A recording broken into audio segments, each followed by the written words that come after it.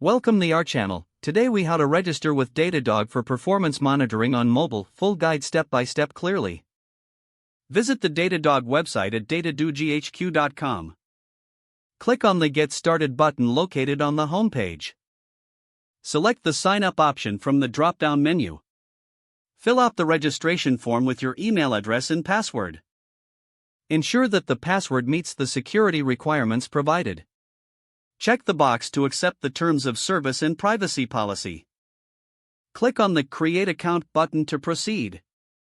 Once your account is created, look for a confirmation email in your inbox. Open the confirmation email and click on the verification link provided. Return to the Datadog website and sign in using your newly created credentials. After signing in, you will be guided through an onboarding process. Follow the prompts to set up your organization and select your plan. Choose the performance monitoring features that you wish to enable for mobile. For mobile monitoring, navigate to the Integrations section in your dashboard.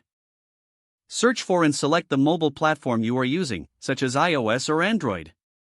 Follow the specific instructions for integrating Datadog with your mobile application.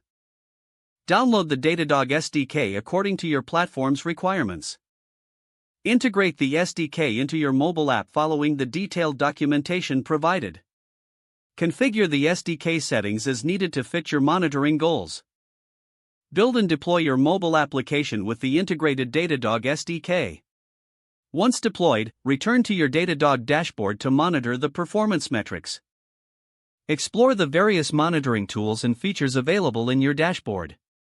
Set up alerts and notifications as per your monitoring strategies. Regularly check your dashboard for insights and to track performance trends. Continue to refine your monitoring setup based on the data you gather. If the page does not load, refresh the browser or try again in a private or incognito window. Make sure you are using the correct email address, then retype it carefully to avoid small typos. If your password is not accepted, use the reset option and create a new strong password you can remember.